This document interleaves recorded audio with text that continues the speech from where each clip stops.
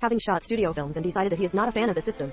Coppola opened the American Sweet Shop in 1969. In an interview between Coppola and the Rumpus, he explains how he became the Godfather in my previous career. I loved Lorraine People because it was my first movie where I could do what I wanted.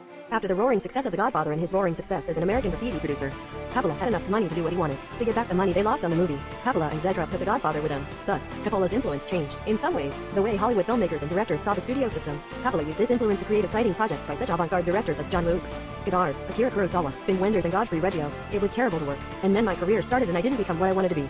I wanted to be the person who made films like Rain, People and Conversation.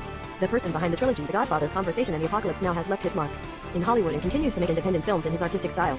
But there is one thing that Coppola has done that almost revolutionized Hollywood, and I think that he may have changed the fate of filmmakers. Francis Ford Coppola appreciates that he is an extraordinary director, but he was almost the most important producer in Hollywood. The American set-drop stood firm, but he could not bear the weight of the studios that wanted to help finance him afterwards. If there were drivers who could be considered the best of all, the name of Francis Ford Coppola would eventually be added to the list. Get a free copy of the ebook, which the Director magazine called incredibly detailed and useful. It contains more than 100 pages of what you need to know to make beautiful, accessible DSLR movies. American Sweet Shop came on stage with George Lucas THX 1138 and did not go very well.